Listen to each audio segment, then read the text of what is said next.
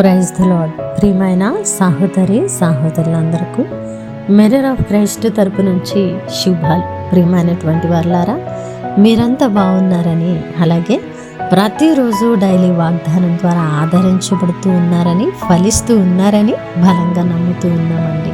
అనేకులు తెలియపరిచేటువంటి సాక్ష్యాలను బట్టి మరి మా ప్రయాసము దేవుని యందు వ్యర్థము కాలేదని, ప్రతిరోజు దైవ వాక్కు చేత మీ ఆత్మీయ జీవితాలను ఫలింపు చేసుకుంటూ ఉన్నారని, మరి ఎంతో సంతోషముతో దేవుని సన్నిధిలో కనిపెట్టి ప్రార్థించి ప్రార్థనాపూర్వకంగా ఈ మాటలను మీ వద్దకు తీసుకొని వస్తూ ఉన్నాం. మరి విన్న వాక్యాన్ని విడిచిపెట్టకుండా అనేకులకు షేర్ చేయండి. అలాగే పరిచర్య బహుభారం కలిగి ఉన్నది. టీవీ పరిచర్య కొనసాగిస్తున్నాం. ఎన్నో వేల రూపాయలు వెచ్చించవలసి ఉన్నదండి. బలమైన దైవిక ఆత్మ నడిపింపు ద్వారా జరుగుతున్నటువంటి పరిచర్య. ఇక్కడ మీరు విత్తితే తప్పకుండా ఫలిస్తారని చెప్పడానికి సంతోషిస్తున్నాను. మరి ఈరోజు దేవుడు మనతో మాట్లాడుతున్న బలమైన వాగ్దానాన్ని ధ్యానం చేసి మన జీవితంలో పెట్టుకొని మనము ఫలించే వారముగా ఉందాం. రోమియోలకి రాసిన పత్రిక 10వ అధ్యాయము 11వ వచనము.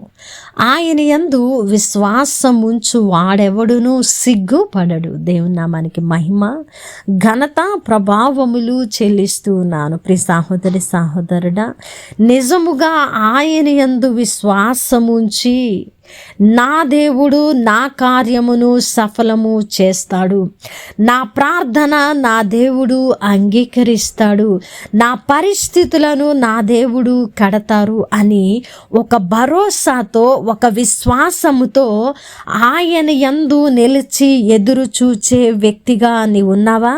అయితే నువ్వు ఎంత మాత్రము కూడా సిగ్గుపరచబడవు.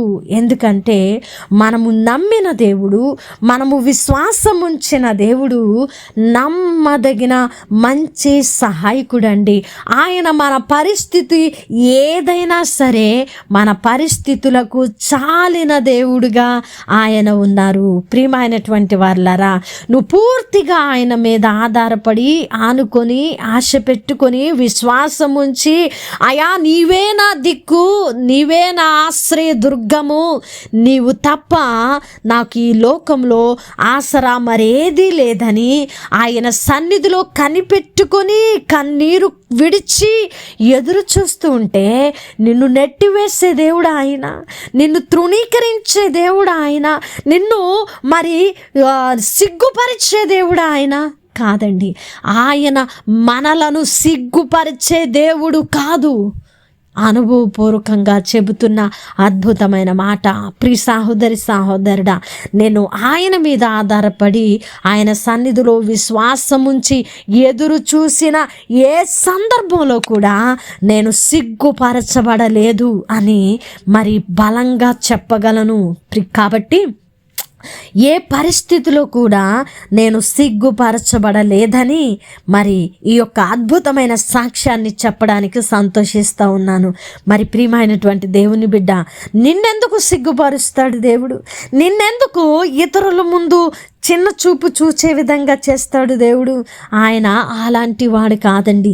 మనుష్యులను నమ్మితే మనుష్యులు ఏదో సహాయం అందిస్తారని వారి మీద ఆశ పెట్టుకుంటే మనం ఖచ్చితంగా ఏదో ఒక సందర్భంలో ఏదో ఒక పరిస్థితిలో సిగ్గుపరచబడతాం. ఎందుకంటే మనుష్యులు ఈరోజు ఉన్నట్లుగా రేపు ఉండడము లేదు. కానీ మన దేవుడు అలాంటి వాడు కాదండి. ఆయన నిన్న నేడు నిరంతరము ఏకరీతిగా ఉన్న దేవుడు. ఆయన మనల్ని ముదిమి వచ్చు వరకు ఎత్తుకునేటువంటి ప్రేమ కలిగిన దేవుడండి. కాబట్టి ఆయన్ని 100కి 100% నమ్మే వారముగా ఉండాలి.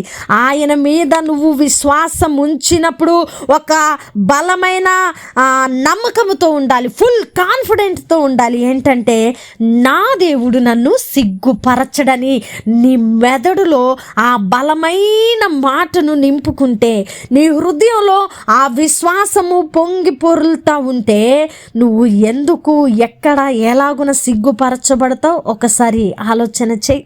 కాబట్టి ప్రియ సహోదరుడా, వాగ్దానము ఉన్నట్లుగా మన జీవితంలో పెట్టుకోవడానికి మనము శక్తిమంతులుగా ఉంటే దానిని 100కి 100% నెరవేర్చే దేవుడుగా ఆయన ఉన్నారు.